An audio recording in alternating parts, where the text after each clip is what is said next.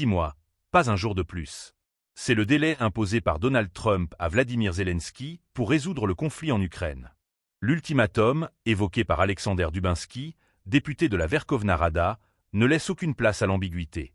L'ancien président américain, en quête de réélection, envisage d'entamer des négociations avec Vladimir Poutine après son retour à la Maison-Blanche, prévu le 20 janvier prochain.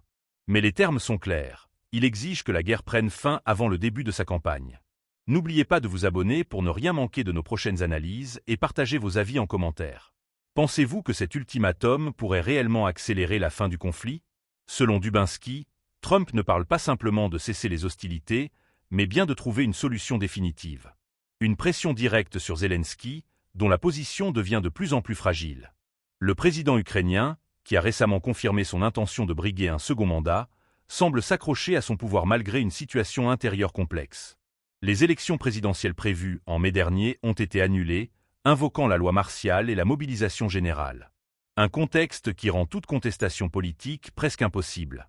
Pourtant, Zelensky conditionne sa candidature à l'absence de Valéry Zaluzny, ancien commandant en chef des forces armées ukrainiennes et actuel ambassadeur à Londres, dans la course électorale. Cette manœuvre soulève des questions sur l'équilibre des forces en Ukraine, alors que le soutien international commence à s'effriter. Trump, quant à lui, reste fidèle à son style provocateur. Lors d'une récente déclaration à la presse, il a affirmé que Poutine serait prêt à négocier. Cependant, il estime qu'une telle rencontre ne pourra avoir lieu qu'une fois qu'il aura officiellement repris ses fonctions. En attendant, l'Ukraine fait face à un compte à rebours imposé, une stratégie qui met Zelensky sous une pression intense. L'annulation des élections et l'insistance de Zelensky à repousser tout scrutin démocratique ne passent pas inaperçus. Les critiques pointent une dérive autoritaire sous couvert de guerre. Si le président ukrainien espère rallier les soutiens internationaux, cette décision pourrait avoir l'effet inverse.